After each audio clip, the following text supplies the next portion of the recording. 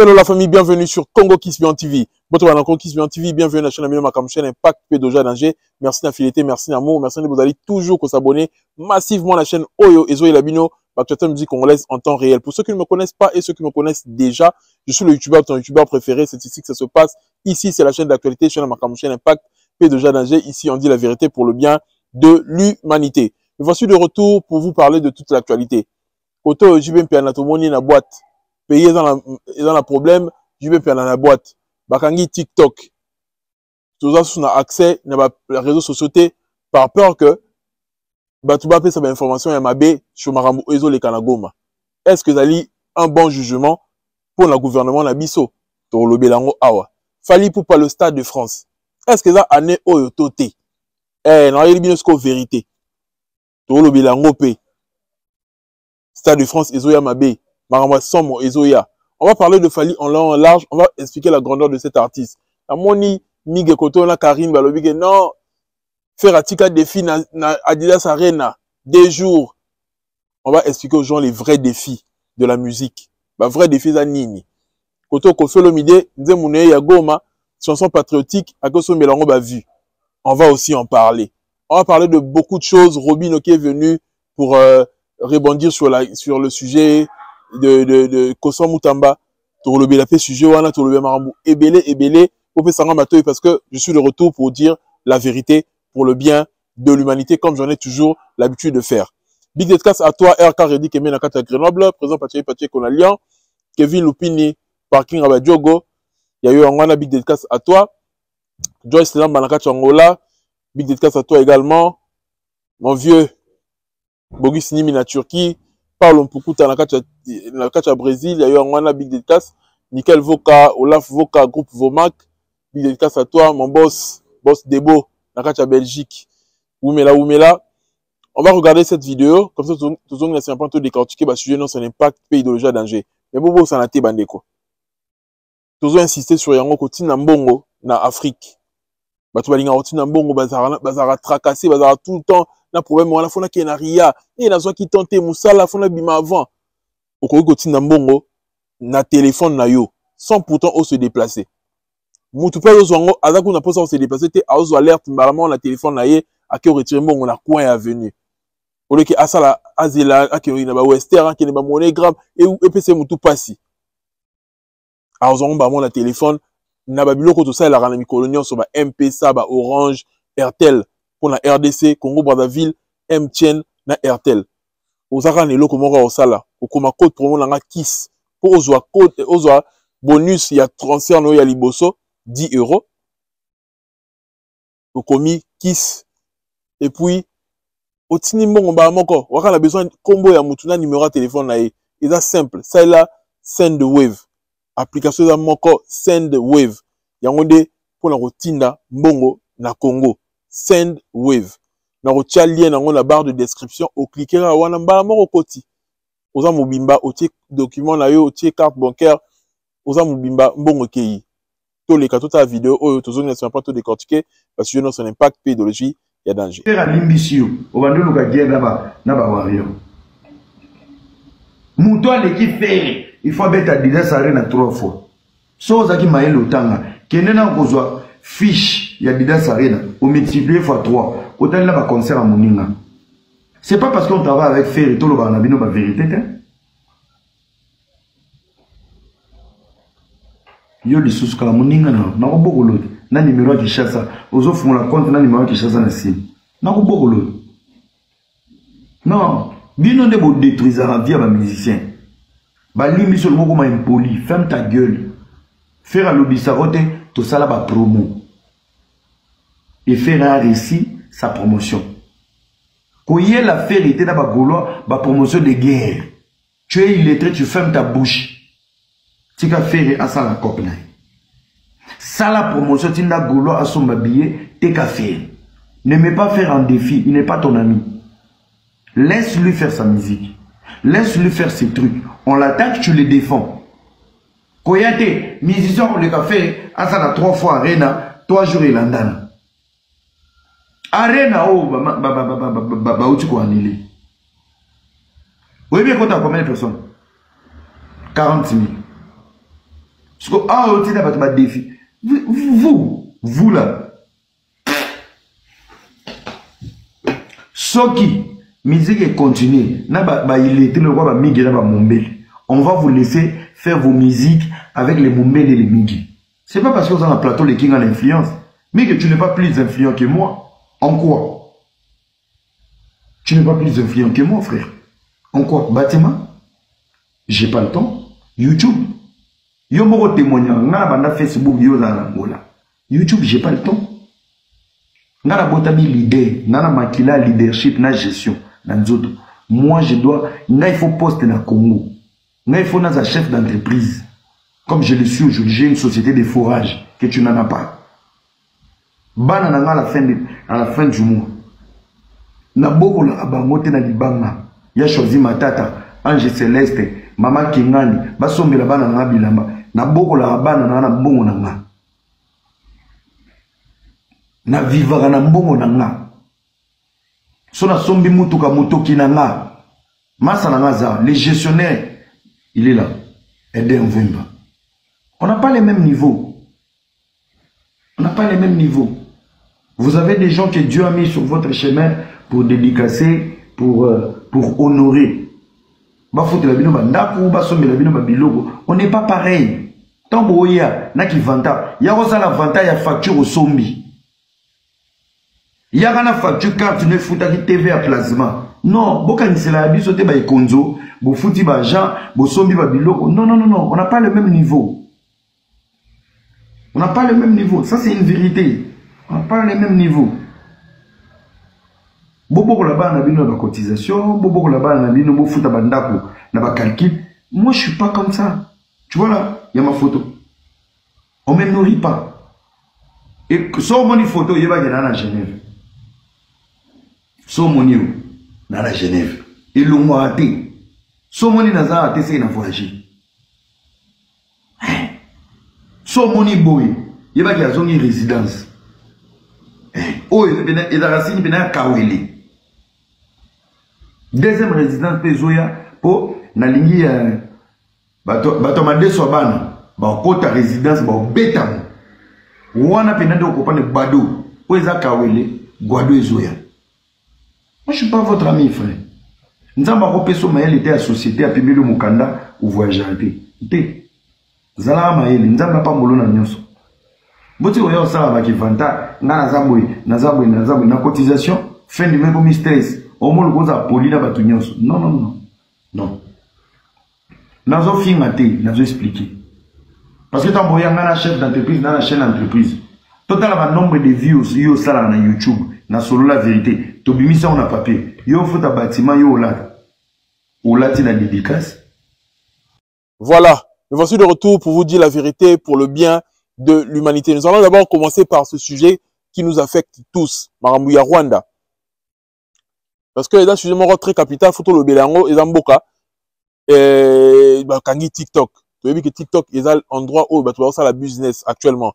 TikTok, pour les Congolais, nous sommes baby ça, comment la connotation qu'il y a placement robe, finga rabatou, règlement des comptes, rando, etc. Mais TikTok, ils ont une plateforme où ils permettent de la plus virale rapidement. TikTok, algorithme, permet à Moutou atteindre visibilité, mon robot est très facile. Ce qui contenu na yo, ils a bien.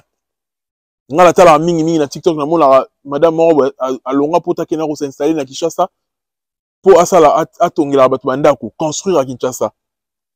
Ils a business moyen na sala ba live belé, batu ba retourner ba question, a osombe batu ba terrain, a la tsana ba preuve. Donc, il y a un endroit où tu vas faire un business dans bango lelo ou qui est comme développé. Et puis, il faut te expliquer comment encore une vérité est que beaucoup d'ambition est un pays démocratique. À moins que tout le monde comme la République du Congo, par exemple, la République du Congo, Brazzaville, et là, on a démocratique, bien que démocratie, mais préciser que c'est démocratique. Démocratique. Mais Congo RDC, République démocratique du Congo. Donc, démocratie, il faut ezala. Démocratie, c'est un nini. Et c'est que liberté d'expression est là. Ce qui, la liberté, il y a expression. Ça veut dire que démocratie, ça sauté. Pourquoi, Boson, ça monte comme un Zahir, pourquoi il faut que tu toujours Congo, RDC, donc République démocratique du Congo. Bozong sango Zahir, à l'époque. Bozong sango Zahir. Pourquoi il faut être à la démocratique? Ceux qui démocratie est athée. L'État a le droit de canaliser communication. Mais l'État a le droit de priver la liberté. Parce que par exemple, TikTok. Ok, bokangi yango. Parce que l'information n'est bien pour sa population. Parce que Goma et mis dans ma boko M23. Bato bala sur place auto sur la bango, bazo confirmer biso yango. Parce que bien pour ça information nini na RTNC bolo ba nini. L'État doit informer bato nini. Parce que si tout le monde met sa bouche dans cette situation qui se passe à l'est du Congo, c'est parce que bah, bonnes informations exatées. C'est parce que vous prenez pas des solutions, des mesures. Oui, comme ça que Maramouala est si là. Si vous avez des mesures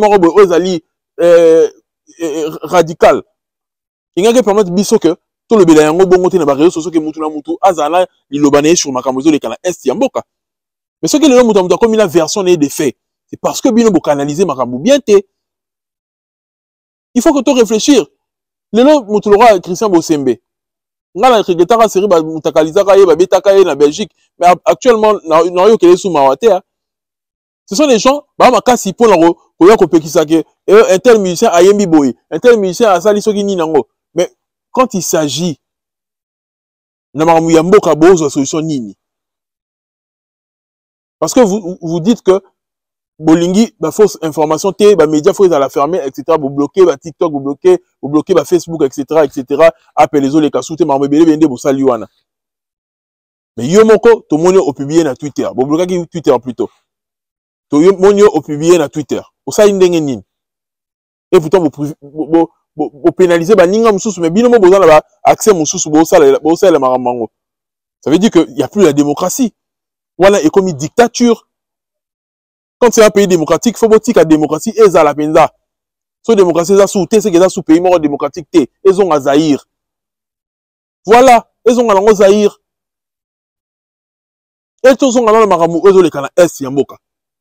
Faut réfléchir bien. Bah, tu me souviens, le Congo qui se continue à la politique, mais politique, à tout le monde, et l'ando kaka. Il faut réfléchir sur maramou, et les canamboka. Nini. Likambo ya Rwanda ekoki kosila te. Toyebi adversaire na biso, toyebi ennemi na biso qui est le Rwanda. Toyebi Paul Kagame. OK? Mais ndenge nini boko kozuya ba solution moko boye pratique te. Tout le monde ministre de la justice, Kosa Mutamba qui vient passer gardement, Torokanga Paul Kagame, il doit être arrêté ce monsieur. Bon ça va ba théorie. On veut la pratique. Pratique ça marana ba solution moko boye ozali favorable pour la population. Par exemple, la pays non c'est Union africaine. Tout va non loko bien, ba ndeko boyo kangana bien. To yana ma musique, mais tout sur la moi politique mouké. La pays non c'est Union africaine.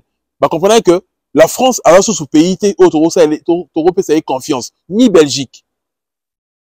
Parce que la France pour la confort na bango.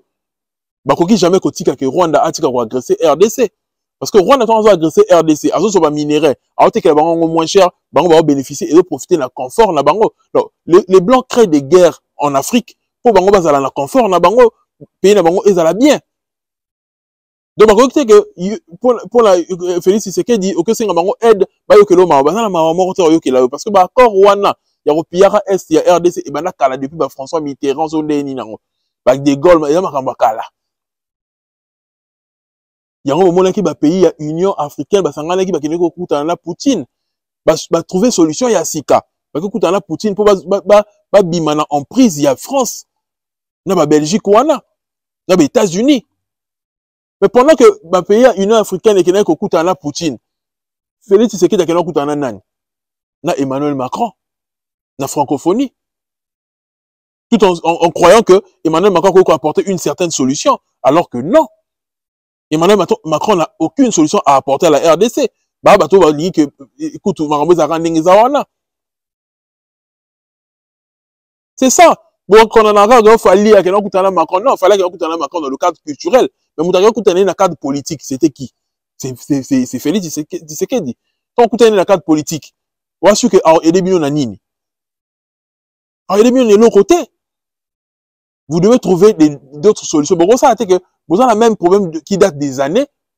Vous vous prenez pas des mesures, vous savez encore les mêmes choses. Après, comme maintenant, vous avez les réseaux sociaux, tu vas faire cette information, mais non, vous faites quoi depuis des années? Vous connaissez l'adversaire. Qu'est-ce que vous avez pris comme mesure pour l'adversaire à combattre na gomate? Si le a commis, tu vas koufi, etc. Toujours hier, les 7 sont morts. Les gens meurent là. Bato va koufa na bazaba innocent, bato va liam bonga mboka te. Mais bino bo liam bonga mboka. Qu'est-ce que vous en faites? C'est aux autorités de prendre des solutions. Il y a un micro vidéo et innocent zonga le ba écoute que c'est pas en chantant une chanson que les choses vont changer. C'est aux politiciens de prendre des mesures radicales pour le marmou et bongwana. Trouver d'autres solutions, trouver d'autres alliés. Pourquoi s'allier na France, c'était pour lutter Rwanda? C'est pas possible. Trouver d'autres alliés. Et c'est pas en se victimisant que non, Bata Congo Brazzaville va soutenir Bissoté. Nous les Africains on est comme ça. Bata Congo Brazzaville va soutenir Bissoté. Bata Sokani va soutenir Bissoté. Les Africains sont comme ça. Les Africains préfèrent que unité zate, xénophobie en Afrique, mais on besoin de bien en Afrique. Les Africains va préférer en Baron que Israël va passer Israël, Palestine, que les gens s'intéressent moins. Parce que l'Africain est colonisé, l'Africain ne comprend rien. C'est ça. Donc, autorité, la solution, encore pratique. Il y a une intimidation dans les réseaux sociaux, une intimidation sur la place publique, qu'on peut que ça va toute liberté, démocratie, vous créer un certain désordre dans Mboka wana eza malamouté. J'ai regardé l'émission de Robin Omundibu. Robin Omundibu, on lui pose la question sur Ndeba Bengake Petit Paco sans Moutamba. J'ai trouvé ça ridicule. Hein? Robin a peur. Vous voyez comment vous terrorisez la population? Robin normalement là qui est musicien. À quoi le bac non? Robin Omususu, Robin Oyangate. On a Rosa Petit na été. À quoi on répond des bons? On a Rosa Petit na été, Robin a Petit na place publique. Il peut aussi le dire, mais il a peur. S'il le fait, il que sort aux anani n'amboka wana. C'est parce que nous avons un problème. On est terrorisé par les autorités qui sont incompétents. Parce que incompétents, autorité wana. Parce que les autorités incompétentes, compétentes plutôt, il y a une solution kala. Pour Rwanda, il y a déjà que Kagame. Kagame, il a toujours la TV que ils a y été. Ça veut dire que même Félix, c'est peut-être parce que profit na bango na makamagere en Rwanda, on ne sait jamais qui ça profite à qui. À part aux blancs, c'est sûrement la carte du gouvernement, ils appellent bateau va profiter nango. C'est pourquoi la ligne que guerre continue que ça ne cesse pas, que ça s'arrête pas. Alors, ne soyez pas là à dire tout le temps oh non, Bata Congo Brazzaville, boke tu vas Congo Brazzaville, bolinga bo créer kaka inimitié moko ezanga nango mutulo makolo entre les deux peuples pour rien. Bozande batuma faut bozo la biso solution encore pratique pour makambo ici là. Ça ne sert à rien, il y a recréer le Congo, les deux Congos, c'est un peuple. Botika biloko bo sala wana, eza ridicule. Prenez des solutions au ekoki ko sala que peuple ya est à la soulager, peuple congolais nous à la soulager et ça va beaucoup nous aider. Et moi ça m'inquiète Ouerason qui a fait très longtemps sa promotion qui n'a pas qui depuis des années n'a plus joué en Europe. Alors année le 15 février, je sais pas son concert est sous Kandéni. N'a habité sous Kandéni concert à Ouera qui se prépare depuis tout ce temps à Zubabi Kinton à Zunini, il veut nous faire revivre encore ces bonheurs là, la musique, tout ça, parce que Ouera, en termes de spectacle, Toyebi, capacité naïe, il sait faire vibrer le peuple. Et tu as une histoire. Mais avec cette histoire-là de Goma, etc., est-ce que Barouti Kaye habite à concerner na Kimia Nyonso? Parce que les tickets sont bien vendus. Félicitations à Ouera-son. Lui, il a vendu, et puis transparence, les alliés, la vente n'est pas ticket. On voit comment, sur le site, on peut vraiment voir le nombre de tickets vendus différemment, à la différence plutôt de Koffi Olomide. Oh, tu batté, alors tu sais quoi, combien? Oh, conférence de presse dans ça, les 5, n'a reporté. Boyna boy. Tu as reçu soupçon, on va créer remix à loi. On remix, on va dire, sur Koffi Olomide. Mais le reste, on a bien gagné. Bah, on va comprendre la réalité. Et la réalité, ce qu'on est dans le milieu, bah, comme face à la réalité. Vous comprenez que l'époque, nous sommes sous yayote, au go forcer té. Eh, bah, vous comprendre la réalité. Parce que, quand on fait l'idée, ces dernières années, à sali plusieurs chansons, t'as une centaine de chansons où est imité. Bon, j'aurai les deux légendes. L'album les légendes, les deux légendes. Bozui yango. Bozui susu. Banze mounye mususu a sali wana. Oh, est simbité. Mais il est contraint de remixer ses chansons. Autrefois, avant que mon langue que remixer, tu as bien été. Mais Lélo, après, vous comprenez qu'il faut remixer parce que actuellement, tu ne produis plus des chansons à succès. Et là, on a tout ça là, à son bilan, on a vu, etc. A fait cette impression qu'à ça, millions de vues. Voilà la stratégie, va faire si confit. T'as la règle, comme c'est un niveau que nous avons, oyembe limboka, mais on booster ma vue, non. Ah, pour ça, n'est-ce ni. Quand on est quand on enregistre la carrière, on est là pour la reconstruire la population. On est là comme ça pour la monter. Si on a pour et sa visibilité, fallait aller même faire le clip de Stop à la guerre. Fallait n'a jamais fait le clip de Stop à la guerre. C'est pas parce qu'il n'en a pas les moyens. Non. C'est juste que, il y a un moment où il y a patriotique, il y a pour leur éveiller conscience à bateau. On est obligé de, au mi-bon, pour l'ango. On est obligé de, que faut ça l'ango, ceux qui promotion, moi, sur nini, il faut tuer l'ango, Google Ads. Parce qu'on a le souci que, tout le monde a à la page. Non, ça, a millions de vues. Oui. Bafle, c'est qu'on est monté à Makam. Parce qu'on a bafle.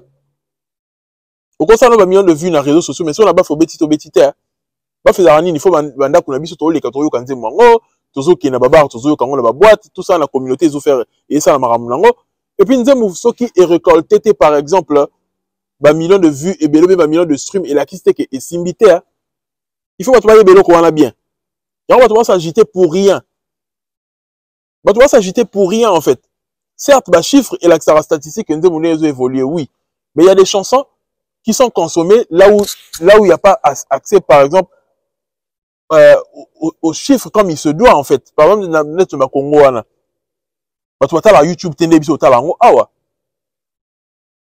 De me go percer à la diaspora et ça a millions de vues. Mais dans le Congo, ça a vu mouké, mais tu vas Congo tous les jours dans la barre. Donc, nombre de fois, tu vas Congo dans la barre et l'équipe nombre de fois, tu vas par exemple, dans YouTube ou tu vas Congo dans Spotify. Là, tout ça, tu vas comprendre. Par exemple, la chanson, on peut savoir exemple typique. Exemple, tu vas comprendre clairement. Il y a Zixen plutôt. Par exemple.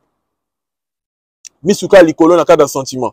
Moi là, il y a ceux qui ont 1 million quelques de vues, supposons qu'ils ont check en version privée. Na stream, il y a 26 000 streams. Mais moi, il y a succès ou pas? Dans la salle, on challenge. Dans la yoka, on Vous voyez un peu? Bon, le mani qui pose dans 26 000 streams, des salles succès. Mais ça, on doit comprendre. Il faut que les gens comprennent certaines choses. Dis monsieur qu'on taper mais et atteindre million moro quelconque. Banze mutuwa même banze magali gavé iyo on est ça la maman la succès. Na baki nous on a même en la diaspora. Mais ça on a 2 millions de vues hein. Si les 2 millions 300. Les gens devraient commencer à comprendre c'est quoi la réussite. Il y a une zone ici dans Maloba Robin autant que beta ma solo il y a Fabregas na déplique que va réussir projet na bangote et tout ça là. Bon, moi je comprends qu'ils sont en confère au coup mais ça va noter. Mais réussite il est différent na rozala excellent. Parce que le web a trouvé comme mesure réussite na par rapport il y a Fali. Il y a un moment que bazo réussir té. Non. Fali il est en train d'exceller, yo ko réussir na yo mais Fali azo exceller. Et tout ça va devoir comprendre en gros. Pourquoi on se fixer objectif morobo que bon, j'ai 10 000 auditeurs. Dès que je projet dans la bonne ligne, comme la capacité là comme 30 000 auditeurs. Si on atteint 20 000 auditeurs de plus, au combien la seule il y a 30 000 euros se fixe à qui? Il a réussi ou pas? Il a commentaire. Il a réussi ou pas? Il a réussi. Mais ce qu'on excellé, c'est ce qu'on a comme sous. Certes, Robin a aussi raison d'un côté, parce que par rapport à Nzemounia Bimisa qui générique à Outer Bimisa, il y a même un soleil Zangambon, tout ça là, et Kangaki, par rapport à Nzembo Fabregas depuis Bimisi, oui, il a raison, mais surtout le but que total là, par rapport à l'album il y a Fabregas Yemoko, en termes de stream, projet ya yena déplique et récolter plus de streams. Projet ya yena déplique et permettre bango quand même bah nombre d'auditeurs là bango par exemple déplique. À comme il a plus d'auditeurs par rapport à Nenga qui Liboso. Donc ça veut dire que projet là bango peut il connaît une certaine réussite. Mais exceller comme tu as un succès mon gars ma casse peut-être atteindre en côté. Moi j'aimerais dire ça aux musiciens congolais parce que les musiciens congolais souffrent. Parce qu'ils se disent que tout ça, pour ça, tout commander, moi, on a fallu. Bouta race que Mouto va comparer à Yéna Fali. Ferré. Ferré, actuellement, il y a combien d'auditeurs? Bien beaucoup total. Sur Spotify. Regardez Fali. Bobo ta machine. Nombre de fois d'auditeurs, il y a Fali. Et nombre d'auditeurs, il faut diviser par combien pour au quitter le nombre d'auditeurs, il y a Ferré. Pour te multiplier, il y a Ferré, pour te comme c'est l'école. Faut où t'as pas Fali, tu quittes un nassé. Pour diviser Fali par combien pour atteindre le nombre d'auditeurs, il y a Ferré. Au moins que Ferré a du boulot à faire. Il y a tout ça, tu vas comprendre. Ferré a du boulot à faire. Surtout qu'il y a encore la statistique, tout le monde que Ferré a vraiment du boulot à faire. C'est que ceux qui disent que Ferré a soi-disant adversaire à Fali, alors qu'on pour atteindre la cheville, atteindre l'orteil, il y a Fali. Bon, c'est quoi tout mususu. Donc il faut maintenant mesurer la réussite na bango par rapport à l'objectif où bazo se fixer. Et aider bango va la moins aigri. Bati au cours ça va makambo belé parce que le bato va c'est la Fali makambo. Parce que le bato va c'est la Fali makambo que Fali avant la bato va finge la cahier que Fali boye. C'est parce que ils se disent des choses bali va za loko la Fali mais bazo atteindre l'objectif na bango parce que baza là même à tout est un peu la même talenté. Il fallait un talent exceptionnel, il faut tout le bango bien. Ça c'est son fanatisme. Hein. Il fallait un talent exceptionnel. Fali a un talent exceptionnel, il faut tout le bango lélo. Fali, sa voix est une voix commerciale. Il a une voix mélodieuse. Il faut tout le bango bien. Parce que j'ai eu mon temps de chercher challenge trop. Challenge c'est comment aujourd'hui tu vas me tuer. Aïe maman. Bon, il me dit mon autre. Aïe maman. Aujourd'hui tu vas me tuer. Moi niveau et kangi. Moi je me suis dit il faut là que ça recherche il y a African Legend là une version originale. Je crois que me dit mon fallait bimina on pour mon langote dans le camp mon langote. Dites-moi d'abord ça en commentaire. Je crois qu'il fallait faire un challenge, mais version audio, on a limité ni clip. Clip, écoute, clip déjà, on a limité, déjà, il y a les au courant, mais audio, il fallait que voir, na yo, quand on a retrouvé un côté, ou à ça, peut-être, atteindre de l'anga, pour qu'on m'a dit combien là, la commentaire, te. So, on dit, because on a n'enga solo, ou t'in n'enga soza te, côté l'anga commentaire, il y a combien là, te. Pour, c'était en étant, on a vu, commentaire, moi, boy, commentaire, moi, en zala, et moi, et autres, de temps en temps. Ba commentaire mo sorti muta ko ma oyebiti alinga ko manini koma bangambo oyo okoki ko koma oyebi voilà un peu mais fallait pour vous montrer que c'est un génie avec composer voix naie na chanson mo existait déjà cette chanson là est sortie il y a de cela 4 ans donc il est vers 5 ans surtout comme il a juin prochain to ko ça 50e mois bima mais faut être un génie. Pour comprendre que si on a posé voix dans la nzembo oyo et on peut s'en makambo. Et puis il faut être un génie pour apporter une nouvelle touche à une chanson qui a déjà existé. Parce que dans le vélo romoko, lors de la vérité arrivée, mettez-moi mes likes s'il vous plaît. La famille.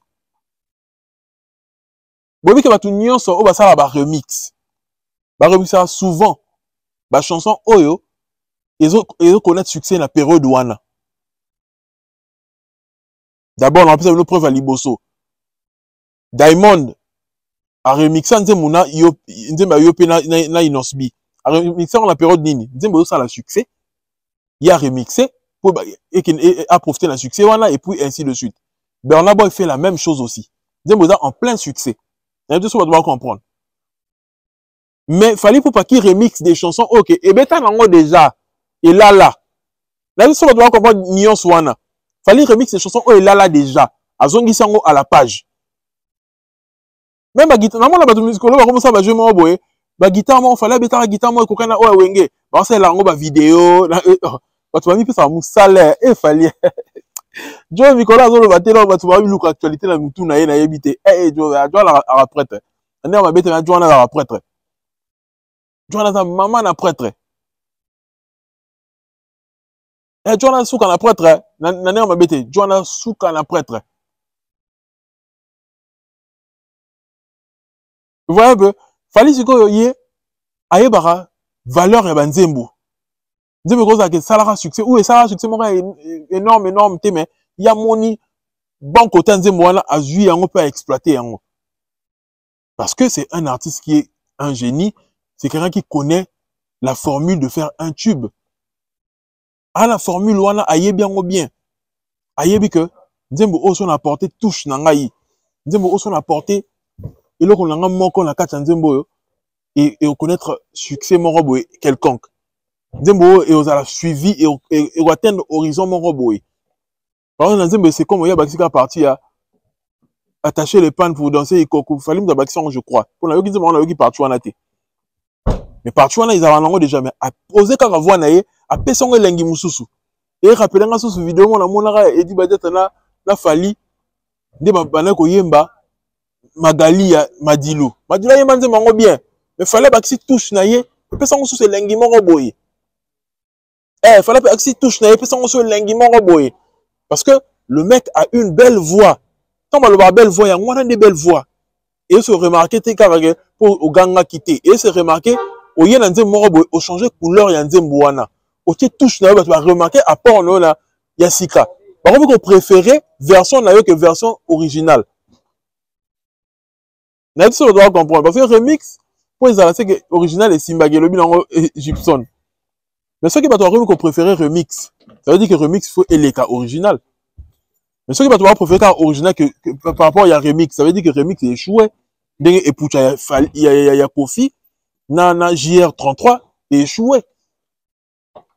Parce que faut pas préférer remix, ceux qui remix c'est ça mis mieux que les cas version originale. Mais ceux qui version originale, ils ont gagné car un remix, ça veut dire que Moutou Asali remix a apporté touche à ma longate. A touche ne à ma longate, et simbite, et quantité. Touche à ma longate samité. C'est de ça qu'il s'agit. Touche à ma longa et salamité. Mais fallait pour pas, ce qui a se faire remarquer dans un moment, c'est parce que a apporté une nouvelle chose. Y'a pas de lapider Gibson a manqué Kofi respect. Non, Gibson n'a que dit la vérité. Bolingue bango so pas lâche. Donc ancien dans sa quartier là ba lâche, ba ko défendre falité. Il y a boyne ko za lâche. Alors bien une vérité. Vérité ça que fallait pour pas version na et l'équipe version ya remix. Donc pour remixer ça parce que original ça qui bien. Et même si au remix est mais remix c'est que s'imposer par rapport à original. Ça veut dire que c'est un échec. Bah, vu on est quand malongo, timing t'es bloqué. Nous me sali 1 million la journée, mais encore après 3 semaines, nous me a 2 millions. Après, il rebloqué là, parce que nous a la vitesse à 1 million la journée, mais encore. En 14 heures, il y a ça qui coûte 24 heures, 14 heures, nous me sali 1 million. Ça veut dire que nous il faut connaître 2 millions là, déjà, 3 jours. Mais si on comme il y a 2 semaines et quelques heures, la vie, ça veut dire que vie n'a pas il y a comme de chango et rotia. Et ça a bien solitaire, il y a mon la vie non la vie non vu mon budgétisé. La valeur loco bien. Bon ça vu mon budgétisé. OK budget na que il faut atteindre 6 millions de vues. Parce que budget par rapport à budget na on doit atteindre ma vue na oh t'es. Objectif na ngozani. Pour ba toi mon ka ça va million. T'es salande biloko o eza que promotion moko solo et ko baxelo ba auditeur et ko baxelo ba makambo belende to mona ba Bernard ba salaka. Promotion moko ya solo. Te ba promotion moko ya lukuta bongo ya maman qui on a bongo na et simbité. Et c'est seul Fali qui a cette formule là a commissaire eloko YouTube. Remix nango et ça là maman un succès et impactant monde ko les toute version nango originale. Il faut la puissance ou on a pour comme remix nango et ça a plus de force que version originale. Et là ça que apport ezaki makasi. Nde to mona na yo pe remix. Dès tout le monde a dengue sala na banzembo ba tsura ye atia port moko ya makasi mais beaucoup ko préférer version na que version originale mais ceux qui ba ko préférer version ya remix té par rapport à la version originale ça veut dire que c'est un échec et simbité ko fait le midi velisek et simbité Fali a plusieurs formules et puis faut le beloko bien s'il vous plaît la famille mettez-moi mes likes l'heure de la vérité arrivée on va dire les choses sans faire de détour. En parlant seulement de cela, il y a la formule, il y a aussi la tube. Il faut comprendre le logo encore. Que fallait pour pas, un musicien différent par rapport à la musicien sur la musique à Congo. Boli misanga, et puis chokama mtolo bara mais la vérité. Est-ce que vous voyez que depuis musique à Congo, la musique à Congo, ba musicien mon côté, ne va concerner à l'étranger. Tout le monde va payer le baralinga la Congo Brazza. Angola, tout ça, tout le monde va payer étranger, n'en est qui est la Solo, Mali, Sénégal. Musicien mon côté, qui est dans le pays, a aligné 15, 12, 10 chansons. Ya rumba. Oh, bah, tu vas yebi. Bazo ye manaye, azo emballé bango. Mutazalate. Parce que tu yebi que, bah, musicien, ça calamane, ça, bah, concert, ça va intégralité. Oh, azan intégralité, il y a concert, mon roboé. Mutaligné 10 chansons, 12 chansons, il y a rumba.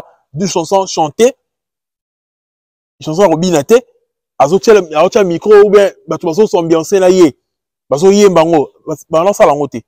Ba musicien na biso kala bazara kala ba 3 chansons moko référence.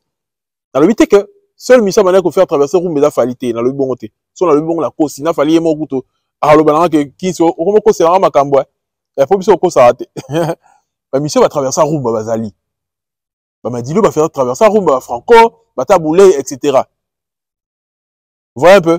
Mais que, au beti concert de Fala Sala Kaza na Sénégal, à beti Imara PM, à beti SL, batubazo yemba na ye, batubazo s'emballer na ye, na banze mounio so ok nango. Si na soirée, vous comptez qu'il y a beti 10 chansons, atie ba 8e merveille, atie ba amour. Donc, alors, ba chanson na ye d'amour. Alors, yemba la public. Et, azo emballé public, na ba chanson, na ba concert. Misa bongo azala na onte. So, azala bo tcheli biso ba vidéo na ye. Tout à la concert en intégralité, la pesi moutounio sur défi. Kaliné 10 chansons. La chanson à référence Moukié. Maintenant, ça en est nini. A beti la chanson à référence wana ya rumba. Et puis, à Sangisi na mabina. Et c'est ce que même surtout Kofi nous a champion. On a fait Kosa Biso na maramouana makasi. Kofi Olomide. Eh! Kofi Olomide champion na maramouana makasi. Kofi Olomide. Je l'iseke. Il y a la communauté congolaise qui n'a pas rumba, ba tube. Et alors qu'on fait l'impression que c'est les mêmes. Alors j'ai l'impression que c'est les mêmes tubes wana et ba rumba na ye a qu'on robé telango partout en Afrique. Or que c'était pas ça. Alors que a beti banze mune wana o ba yebeli ba loi ba miko etc. Ba senga banze mune wana o ebini sa moi sukusu wana a yembi yango. Après a glissé quelques rumba na kati. Tant qu'on yana condensé à concert a tcheli bino ba partout ba rumba. O ba to ba yemba na bango kutu te. Ale bino kazi que ah c'est que Kofi Olomide a prêtre né dans banzembo o ba sens inverse etc. ba phaser ba futa jalon yango ne mutaza lango prêtre en Afrique mobimba. Or que te et go ça peut-être 2 3 chansons moko yebani mais ils ont en majorité ba chanson né dansante ndé mutu ils ont memaye. Et le ko ba ko lo bango te et abana ko bete lango tolo na liboso ba waze quoi ba we rassemble ki ngala bit ba tournée africaine na ba chanson langa yi d'amour ba chanson ya rumba. Pour bana ko za mingi plus na générique. Pour bana ko yeba vérité te internet ezara bien te série wana ezara non te série wana plutôt. Donc moyen ko yeba vérité mingi ezala raté.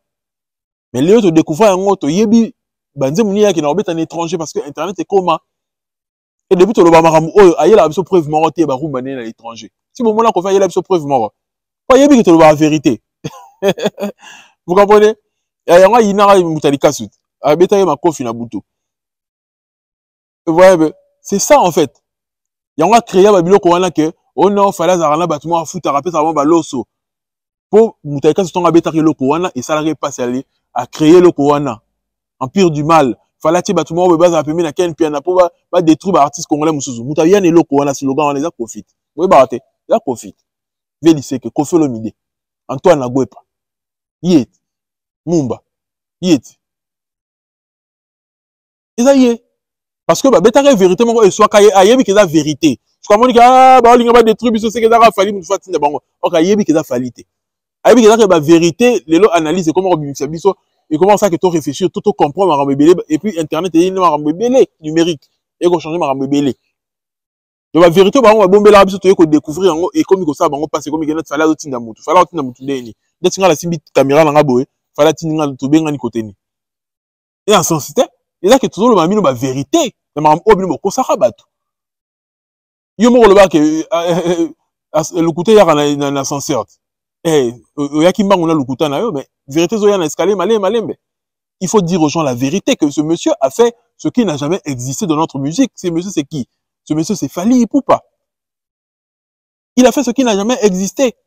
La mission monsieur Manek vous a incapable de repérer sa rumba à l'étranger parce qu'il est fort dans la communauté et lui il a réussi à le faire.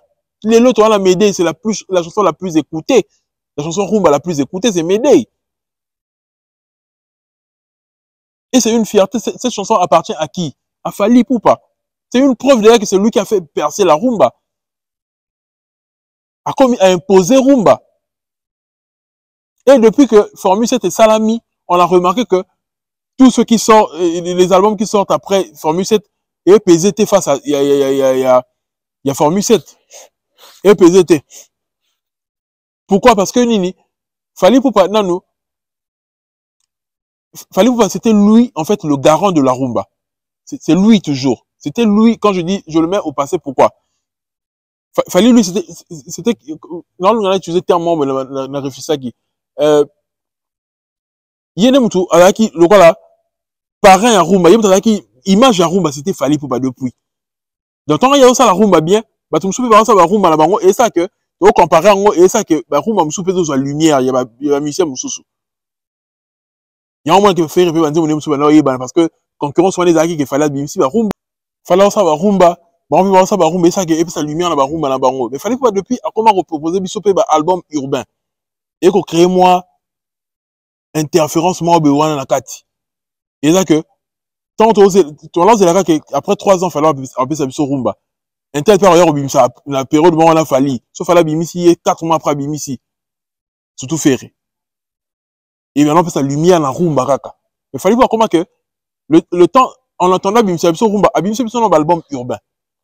Donc, après, sinon, en crédibilité, puis dans ma mission urbain, mais les sous, à ça, il peut que maintenant, il y a un biso, et ça l'appelle moi, et que les mois, bipaï, paï. Tokoroyo kapé urbain, tokoroyo kapé rumba. Et ça qui va tout le monde dire attention à la musique urbaine. Et musique urbaine est une place moro importante. Et ça que l'imousi peut force ya rumba la biso en quelque sorte. Et si quelqu'un qui fallait comme la monopole la rumba, et bah rumba la biso en général, et ça a impact ou anaté. Là je vous comprendre parce que fallait à la seule artiste au remis sa buzz yemoko. Mais fallait pour pas qu'il lumière il y a ba musicien mususu. Lumière, il y a style, la biso, il y a rumba congolaise. Donc, ce qui est appelé si, à salut rumba te, moi, bah, toi, consommer rumba ezate. Moi, bah, toi, consommer rumba ezate. Et le fait que fallait pour vous appeler la musique urbaine et perturber, bah, tout le monde mouké. Il y a un et ça, dit que, bah, rumba moussou, et bimanette, qui zaka bien te, mais zaka ndé, bah, maintenant, ça, il a kala. Mais comment bimanette, moi, bon, point, nini. Fallait pas à fait ça que maintenant monsieur comme moi diversifié toyoka moi 8e merveille toyoka moré biloko na so et créer moi trouble moro boy na ndenge ya musique et du coup ba tout ce que ba subi ba conséquences tango ba tout ba faire et ba landa fali na sima ou ba ko créer propre image na bangote voyez un peu ce qui nous devra faire à créer qui propre image na ye quand ça doit souffrir na été mais le fait que ba ko créer propre image na bangote balinga toujours qu'on vive na sima ya moto afali ya ngo zo créer les bango va discuter na carrière et créer les bango va discuter na carrière en fait c'est de ça qu'il s'agit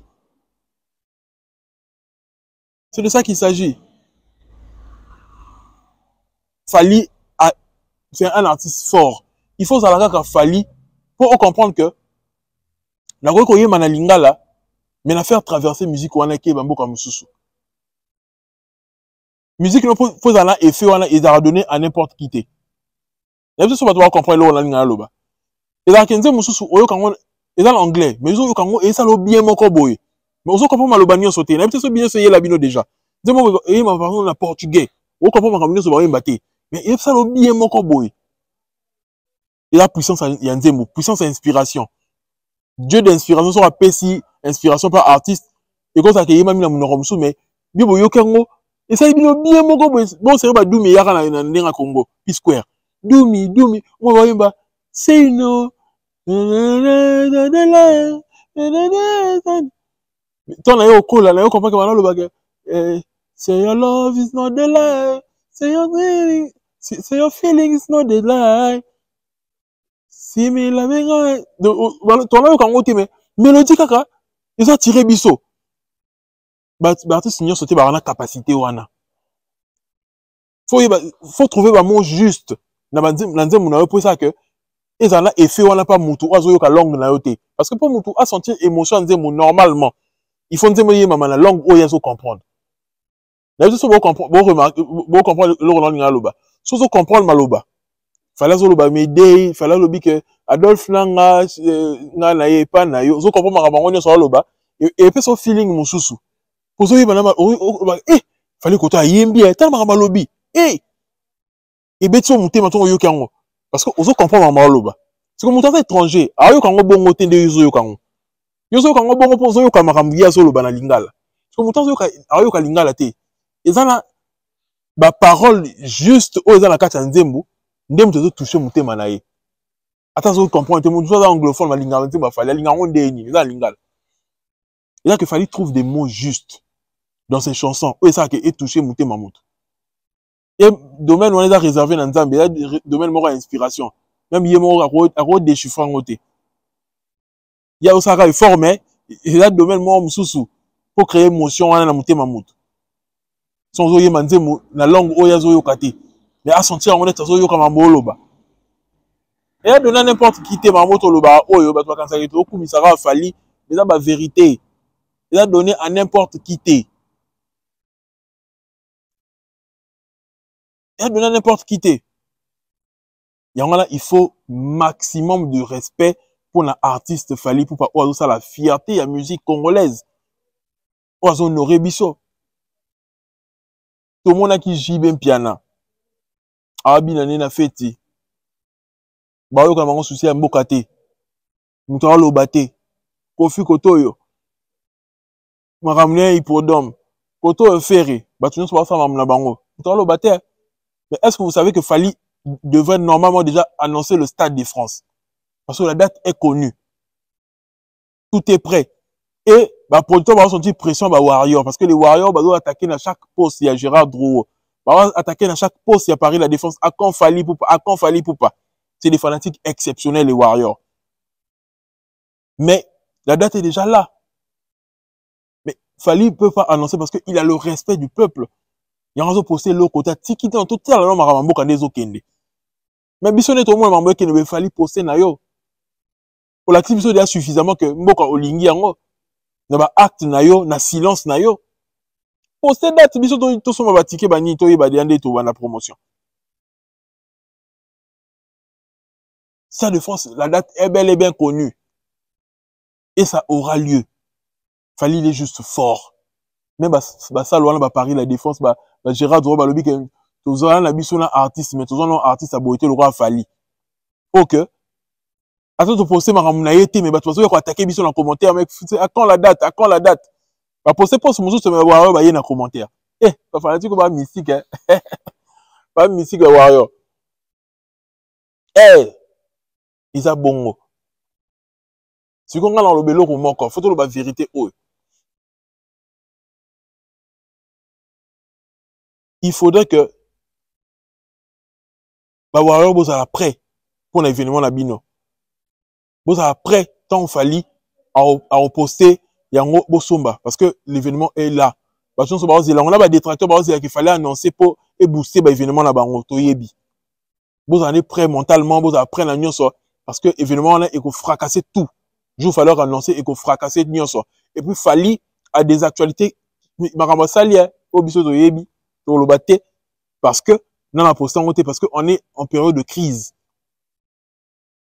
Mais il a des choses qu'il a fait. Autre chose Toyobi na batusiko pour le bagage. Waouh. Toyobi sous pour le waouh. Avant l'actualité, mazo boane qu'on poster parce que dans la période, il y a crise. Mais tant qu'on repose ça, on a ce qu'on décortiquer sur Yango. Pour ma cambo ça, bah tu as ça. Mais on peut y a bien miné, oh bah l'artiste congolais bah rêva, y est à réaliser en. Dans le barrel, le roman, mais tant qu'on y est mort à poster. Et ça, bah tout bien. Vous voyez un peu? Ça veut dire que l'artiste a de l'actualité, mais azo compatir na peuple, il y a Est. Alors, bah, JBT, bah, surtout que là, ma sanga, ma boîte kobi, na son déni, papa moukolo, zo mona, on respecter les boumoutés. C'est ça. Ce que il fallait que c'est mot que koufi. Parce que non, Rwanda, kolo, problème, on a rafali. Mais quand c'est les autres, on le bélo kazate. Eh, et puis si pas si. Miguel Nema a le bêtise que Ferré a tiré des fins à DS Arena. Heureusement, Moutoune Monga et Raye pour répondre. Heureusement. Parce que Miguel a calculé. À DS Arena Ferré qui commet moins que Bercy. À ça, il y a moins que Bercy. Article défi côté ni. Et puis pour l'article défi, il faut que Yom Tobanda qui marque un moroboy. Yom Toboza au Pessinzela. Fallait me dire que des fois il y a un bâton sur le local là. Fallait que des là ING. Eux comme bateau passe il est là. Quand on nous a passé parce que aux allons faut plaque au bêta sold out et là on passe. Pour ce bêta sold out au échoué. Donc mutu wa siginze là asa maramu ya inene yene to lobaka tiki défi yo sikoza mutu ye kolanda o tika défi ndeni. On a fait le dire ça rien non. Au tika défi soki au sala ki logo moko ya danger bana ka mutu liboso ba comme ça la poto ntimi to zongi sam. So wa ce que fallait bien rôle dans la faire que beta didas. Et on a niveau na été dans la Sénam. Donc vous parlez de qui? Yann, c'est bien dingue et moi pour répondre entre Bino, Batente pour se répondre. Eh, faire à ça non le lot côté Rotika défi. Même Ramasta des marchés aya après. Donc Rotika défi so yondo banda que tiki bar les colo. Et là tu go yaki Olanda qui après non tu parles na muto yaki liboso na yo toujours. Net tu ne maramba Bercy. Muto abeta Bercy muto liboso zaki Kofi Olomide.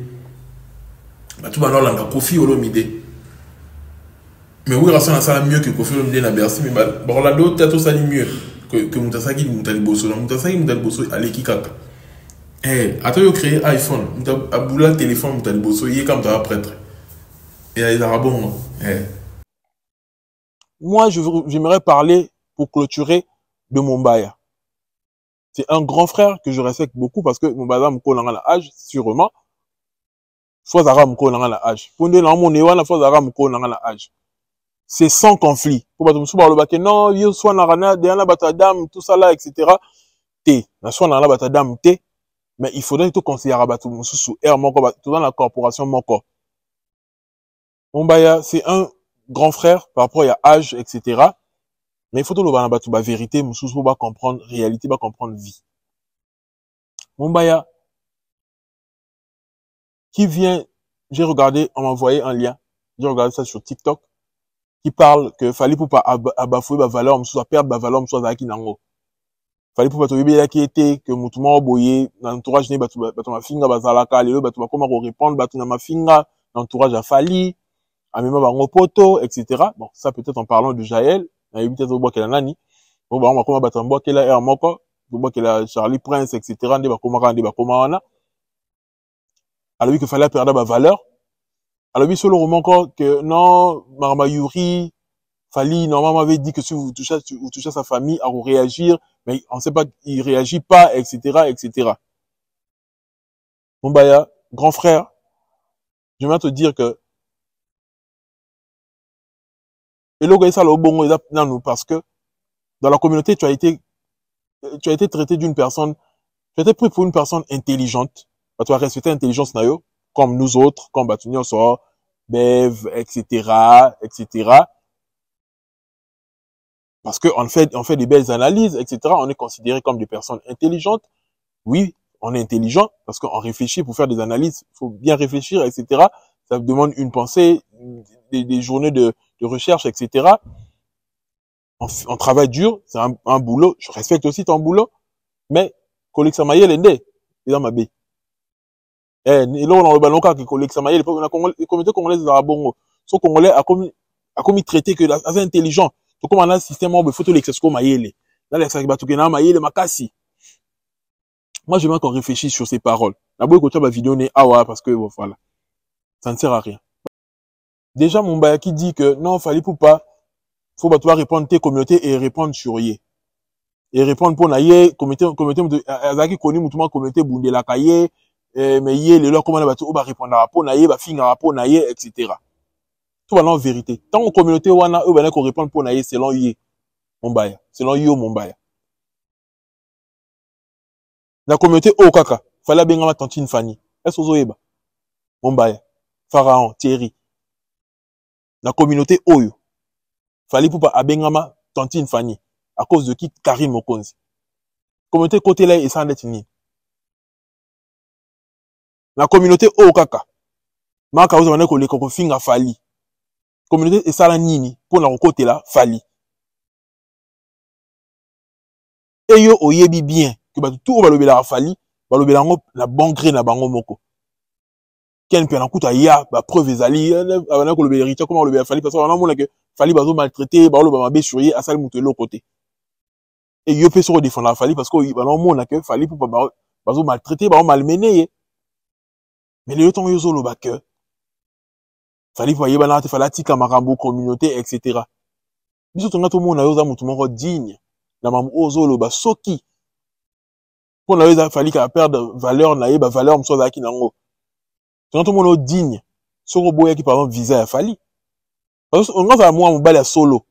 Discours au tenir le fallo tenir en avant visa. Pourquoi? Fallo le baké boy. Ah, Fali pour pas. Le rang ba valeur na yebi que pour ça muta ba valeur. Vous pouvez sibi nga visa na voyager nzela mo na batu o bazo respecter ba valeur na yote. Nga na ya potote. Bozo visa na bino. Fallo ça en route. La tout ça tu vas comprendre nga. Fallo ça lango. Et yo osa conscient que Fali na choix na ya bato o Fali yo osa conscient que Fali na choix na ya bato Fali ba ya poto bazo incarner ba valeur na ye toi tu en faisais partie et que bato belé ba rien qu'on faire partie na cercle wana te oye bien ou bien mais quand même tu as l'audace de dire que oh non Fali to yebela ka boité à perdre ba valeur etc. mais non Fali o la tsaki mobile na yo quand on voit qu'il en visa to lo ba bongo le lo judi a visa comme lo ba boy. Faut comprendre que au père de place na yo de l'eau au comment on a battu l'aura Didier Chéris comment on a l'aura biso boy to pousser un peu la Fali et tu as mal à l'aise na bêtise au comité qui na marama il dit bah data et kalelo ba porte et kangelo ba porte belé et tu ne sais pas comment te ressaisir au comme ko lo ba bilobé na so lo ba on a vieux na bi ngata vieux parce que na temps na ma yebi nga robe ngo vieux te ngazo lo bina lielo mino yebi yo yebi nga ipe to kuta no yebi que nga robe ngo vieux te mais la peso kata moi respect no ya ki vieux pour bah toi comprendre quand même que dans la guerre contre yote maintenant on a la soka que ozonga na nzela dans la guerre contre yote dans la guerre contre yote bah toi mona que Congo gis boti karada habité pour na nini dami soki nini yango et là pour na bongo te mais là que faut le voir la vérité place aux vérités zali pour ya ko le baté que fallait bafouer ba valeur mon robot non quelle valeur de quelle valeur tu parles fallait bateau fallait ba ya poto selon valeur na et ça bino. Mais bato musu boyebi ke ba proche ne mutu ba intervenir pour na bango boyebi. Donc Fali ala mutu toujours ya ba valeur. OK? To est-ce qu'on a maramba Yuri. Quand tu dis que Yuri Fali azara que aloba qui sont touchés famille na ye on réagit sur neni. On m'a qui sont maye le comme les kayo de comme ça mutu zo ba. Vous voyez be Fala lo baka nini to zonga na ba propos Fali oyo lingi obim sango lelo. To zonga na contexte ba propos ya Fali. Fala le baka nini. Alors que mutu soko touché na famille na ngai. Fala le que mutu soko touché na famille na ngai. Même à to futango lelo te. Tôt ou tard tu le paieras. Tôt ou tard on goza dans 10 ans et goza dans 5 ans. Fala yebinene en régler compte na yo. Qu'est-ce qui te fait dire que il sait pas comment régler le compte de Yuri na ba bêtise ou Yuri au sale? Parce que nous tous on sait que Yuri a sali ba bêtise ne wana aloba ke ouais na bimana nana ketchup moi na ngai. Et ça pour la batwa kaka pas on a sous na game ça la buzz na ye bo yebi ngo bien et yura ça ngo pour na buzz yebi ke za ngo vrete na biso no to yebi ngo ke za bongo mais le gars mon balinga la ça super intelligent excellent Au moins, crédibilité n'est aussi ça, on dit la crédibilité sur les styles, parce que on t'a local, on est en coma. Au père de Nyonso, bah, vie au courant au salaté, bev, tout à l'io, à Ibo Makolo. Il y a David, mon petit, non, il sait que, yo, ça là, on a, maramloni, on salawana. Koko, t'as un local, mon bayate, c'est à perdre Nira Zawana. A comme il aura détraqué mental. Asu malamute, asu malongate na mutu. A comme le maramon, donc, il m'a comprendre. Pourquoi? Parce que, donc, comme petit à petit détracteur a fallu. Petit à petit, au moins, rajoute ça, bon, la loïl, comment, il y a ma casse, il sous goleka. Tout ça pourquoi? Parce que, Batio Moussika. Batio Moussika pour un nini. Parce que, Yomoko, tu n'as pas su être loyal. Loyauté de Sengabiso Nini. Yo sont là directement la Fali. Au moins que yo clique comme sur Eddie Badeta. Pourquoi tu n'as pas écrit à Fali? Pourquoi tu es passé à la télé? Non, ça fait partie de la loyauté, frère. Mais ce au moins que m'a tourné ma baie et tourné au vinaigre, au comme si on est que yasko ko bimanette que vio victime, au comme on attaquer comment m'a ramené ça fallait comme et bandara boy. Après comme le roi Ken Pen, comme iolé là, bololé mo boy na TV. Comme iolé là. Comme iolé là, comme bololé na TV. Parce que aux autres qu'on se ressaisir te. Donc biso to ngato ndima ki mobali na yo ki mutuno zingo garder ba valeur a fali sur robo ya visa. Pour te limite que yo voyager na bato ba sans valeur. Anti-valeur, on dit que ça a visa encore. Mais yo lelo comme comment là que fallait azalana ba tout non. Parce que ça t'a profité, yo t'as qu'à profit na yo. Mon tali dit profit no te regarder ba valeur, yo pour ba foi qui va valeur na yo mon baya. On dit que voyager bien ba tout anti-valeur, ba tout ba respecter ba valeur a fallu te voyager na bango vraiment. Viens na ngai. Tu as la bien ta bongo, pour ces là. Ça va Congo Kiss. YouTubeur préféré. Avec Moscou vieux. Et ça l'est bien, n'a même pas sur ça, mais yo qui bien, qui ça bien grave, ça l'est bien, la mito ça fait, tu vois, mais là, champagne. Donc, il peut l'inga makaya, makaso, mais la makaya, la mito. Vous voyez un peu? Et c'est ça, en fait. Et ça ridicule. Et ni là aussi, il a raté. Maramé dit, bah, aux ongles, on entend, il faut bah, bailler, on est, on a coutume dans la zone, c'est comme ça. Pour voir, on a commenté par le bac, comment qu'il fait pas le bien, maramnaï. Pour voir, bah, on va comment l'aura tintin, comment l'aura tintin. Bah, tu vois, ça, bah, vrai contenu, ils ont aussi, dans le cas, la maramo, ils ont, no sense, mon robot. Fallait au wapi, bah, yuri. Déjà, il faut que les gens comprennent un truc. Le Congo, il dominera plus, c'est la musique. Bah, musicien, bah, mais ça, qu'on s'affiche, bah, politicien. Mais fallait pas aller dans un format moussoussou. À s'afficher, bah, politicien, d'où, et quand il va porter belé. Un autre truc encore.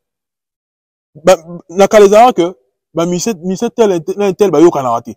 Tel, bah, yo, qu'on a raté. Mais le comment que batunyo so, le comment que batunyo so, bah, yo, qu'on a, mais, bah, yo, qu'on a endetté, na fali. Ça, c'est boyebi, le quoi, le comment bongo. N'a qu'à les avoir que, tel, bah, yo, qu'on a raté. Tel, bah, yo, qu'on a raté. Mais le comment que, batunyo so, bah, yo, qu'on a, mais, bah, yo, qu'on a endetté, na fali. Vous voyez un peu? D'où, ce que le fallait quand il s'est moutou mon robot, ou hasard en faveur, il y a Batouana. Yuri, et là, tu n'as moutou mon robot, peut-être JB, peut-être Richie, peut-être ce qu'il n'a nango, Ferré, je sais pas moi qui. Alors, il y a toujours que Luka, accusé, bah, relation, n'a abimissé, n'a boloko. So, bah, par exemple, la Kishasa. Donc, ce qui veut le qu'il fallait, bah, le kangabatu nyonso. Tant qu'à yebi que, qu'on aboutir, n'a on est l'autre côté. Pourquoi bolinga, bah, le kangabatu nyonso? Parce que seule façon, il fallait qu'on se défende, et d'accord, qu'il y ait la justice. Et tant qu'il y ait la justice, et aboutir dans côté. Bolinga, ça en détini. Bah, côté, c'est, bah, qu'il y ait la justice, c'est sous kawapi.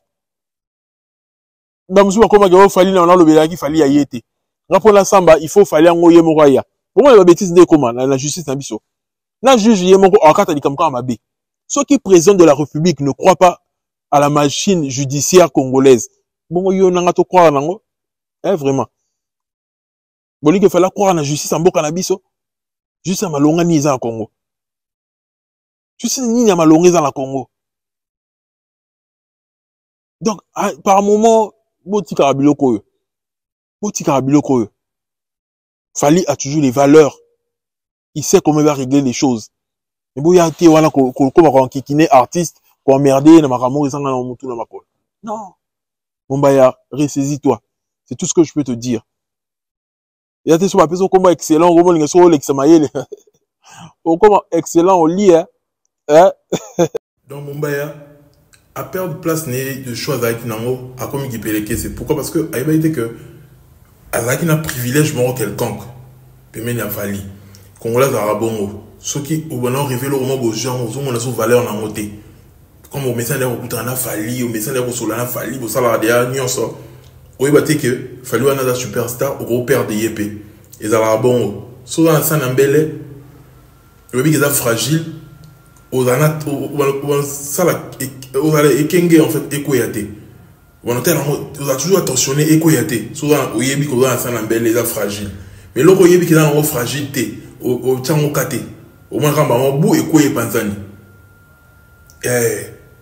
Parce que il va dire que au commis, aux autres on est pour acquis. Relation à fallu déjà acquise, n'a bien les en a fallu bona boy. Parce que tant on perd dans au commission qu'on soit trouble, au commission bilobé là. Et commission bilobé là, au perd maman valeur na dignité aux agis non. Pourquoi parce que aux autres battent ni ya kolomba. Bah voilà, bah tika ça la même mission. Comment donc fallu valeur exaltée, valeur économie bafouée, bona boy économie bilobé là, comment l'exercice comme ayele. Aux autres l'exercice ayele papa. Et Zarabongo, celui qui va à la chasse, perd sa place. On perd place. Pourquoi? Parce que on va préserver en moté. Et bah, tout le monde va récupérer place Wana. Et c'est pas en continuant dans le même chemin que on est sous place Wana. Non, il faut se ressaisir. On se ressaisir. Et on a le but que sur les il y a valeur, dans ta dignité, on a qui au voyager, c'est la mort, na bateau va finir. Mais si on dit bien qu'au voyager, ça veut dire que il faut sans dignité. Vous voyagez dans la même visa, bien nous visa dans la même période, dans la même macam. Il faut avoir un visa. Parce que on dit que vous avez ta dignité, on dit que dignité ne est pas la bafouée, vous voyagez c'est là mort là-bas, bâtiment va avoir anti-valeur. Ça veut dire que yopé, on continue le moment là-bas. Mais c'est ça qu'il s'agit. Et puis c'est passe. C'était tout pour moi, ton youtubeur préféré. Si tu as kiffé, abonne-toi, active la cloche de notification. On est ensemble. Paix sur vous.